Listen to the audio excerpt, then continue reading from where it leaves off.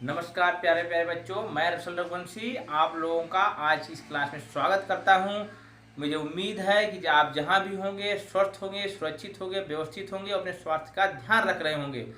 आज के वीडियो में और इस बीच जो भी वीडियो 2-3 मैंने बताए हैं उसमें आप लोगों का उत्साहवर्धन मेरा जो आपने उत्साहवर्धन किया है उसके लिए आप लोगों को बहुत बहुत धन्यवाद। और साथ ही साथ मैं धन्यवाद देना चाहूँगा अपनी एकता मैम की, जो मेरे विद्यालय में सहकर्मी है। उन्होंने बहुत सारी एडवाइस और सुझाव दिए हैं। अब देखिए, अब आज की बात शुरू करते हैं। अभी तक हमने क्या पढ़ा वहाँ से एक बार जाते हैं, फिर आज की बात से शुरू करते हैं। अभी तक हम लोगों ने पढ़ा है कॉन्सोनेंट्स के बारे में पढ़ा है, वोवेल्स के बारे में पढ़ा है हमने, और क्या पढ़ा है अल्फ़ाबेट्स पढ़े हैं। अल्फ़ाबेट इंग्लिश में 26 होते हैं, जिसमें से 5 जो होते हैं, ये देखिए ए ई आई ओ यू, ये क्या होते हैं वोवेल्स होते हैं। इनको आप रखिएगा। बाकी जो 21 होते हैं वो कॉन्सोनेंट्स होते हैं। उसके बाद हमने लेटर्स के बारे में समझा, जो छोटे छोटे जिनको अक्षर बोला जाता है। ये क्या है, लेटर है, ए बी, ये सब क्या होते हैं लेटर्स होते हैं, जिनकी इंडिविजुअल आइडेंटिटी होती है, जो अकेले होते हैं और जिनसे कोई अलग अर्थ नहीं निकलता है। इसके बाद हम वर्ड पे पहुंचे। वर्ड मतलब लेटर से मिल करके जो मीनिंगफुल हो, जिससे कुछ अर्थ निकलता है, उनको वर्ड बोलते हैं। और जो हम सेंटेंस पे पहुंचे, अब सेंटेंस को बनाया कैसे जाता है, कंस्ट्रक्ट कैसे किया जाता है, इसको समझने के लिए हमें आर्टिकल पढ़ना होगा। और आर्टिकल 2 प्रकार के होंगे, जिसमें से एक प्रकार का आर्टिकल जिसको इंडेफिनिट आर्टिकल बोलते हैं, उसे हम आज पढ़ेंगे। इसको बोलते हैं एन। यहाँ पर मैंने कुछ चित्र बना के रखे हुए हैं, उनके माध्यम से मैं आपको समझाने का प्रयास करूंगा। बच्चों ध्यान से समझने का प्रयास करिएगा, आराम समझिएगा। वीडियो ना समझ में आए दोबारा भी आप देख सकते हैं। आइए, सबसे पहले आप लोग बहुत खेले होंगे क्रिकेट। ये रहा a bat, a mango, a tree, a mat.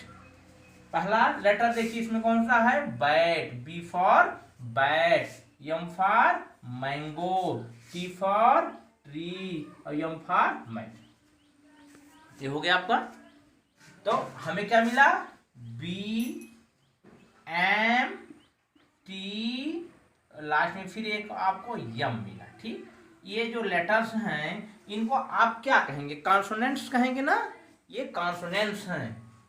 तो बात बिल्कुल समझ जाइएगा, क्लियर, बिल्कुल विदाउट एनी कंफ्यूजन, कि यदि कोई वर्ड हो, ऐसा वर्ड हो जिसका पहला लेटर क्या है, कॉन्सोनेंट्स है, या उसकी साउंड, उसकी आवाज कॉन्सोनेंट से शुरू होती है, उसे हम क्या कहेंगे,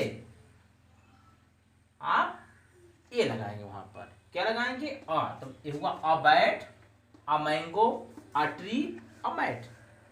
इसी प्रकार से आप अन्य उदाहरण भी अपने पास से खोज सकते हैं, निकाल सकते हैं। जैसे कि आप लोग बहुत यूज करते हैं बहुत सारी चीजें, उनका आप अंग्रेजी जानिए और यह जानने का प्रयास करिए उसमें अ लगेगा या एन लगेगा।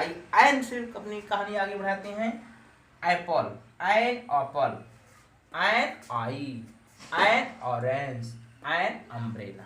यहाँ आप क्या नोट करेंगे, यहाँ पे यू ओ ई ए, मतलब ए ई ओ यू, ये सब क्या है, वोवेल है ना।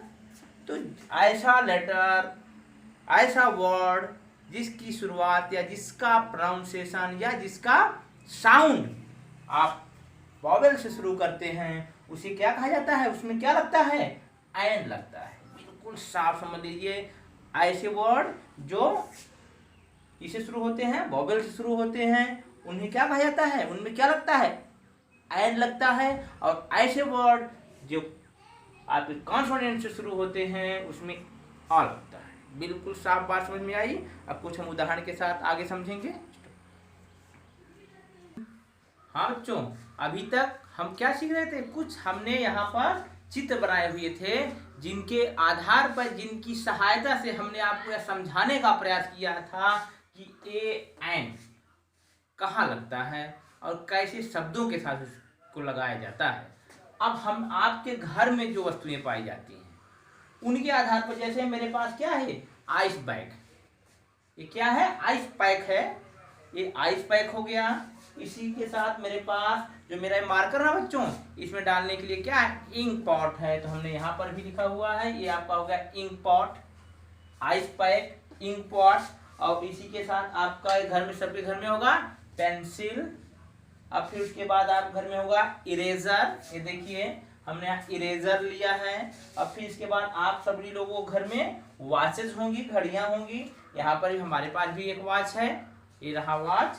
और फिर आप लोग बिना बुक के तो पढ़ ही नहीं सकते हैं, सभी बच्चे कैसे पढ़ते हैं, बुक से पढ़ते हैं। ये आपका बुक।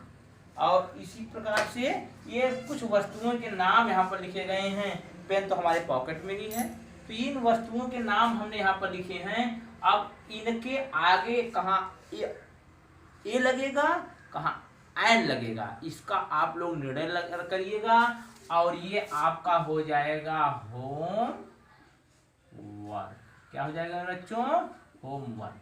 इस होमवर्क को करके अपने टीचर्स को आप भेजिएगा और उसके बाद से आप सीखिएगा कि ये लेटर्स के साथ, इन वर्ड के साथ क्या अंतर आता है, कौन सा लेटर कब लगेगा तो आ होगा, कौन से लेटर की शुरुआत होगी तो एन होगा। इसको आप लोग होमवर्क में रख लीजिएगा, एक बार आप इसको देख लीजिए।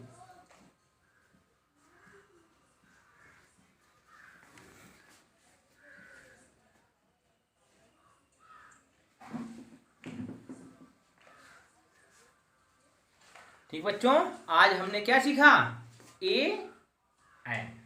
फिर से लास्ट में अंतिम बात दोहराता हूं, ऐसे वर्ड जिनकी शुरुआत वॉवेल से होती है या जिनकी साउंड वॉवेल से होती है, उनमें हम सदैव एन से शुरुआत करते हैं। ऐसे वर्ड जिनकी शुरुआत कॉन्सोनेंट से होती है, उनमें क्या लगाते हैं, ए लगाते हैं। और इसी के साथ हमने आपको कुछ होमवर्क दिया है। तो आज का चैप्टर, आज की क्लास यहीं समाप्त होती है। कल हम फिर नए एक चैप्टर के साथ जुड़ेंगे। तो आप खुश रहिए, आबाद रहिए, सुरक्षित रहिए। नमस्कार, धन्यवाद, शुभ प्रभात।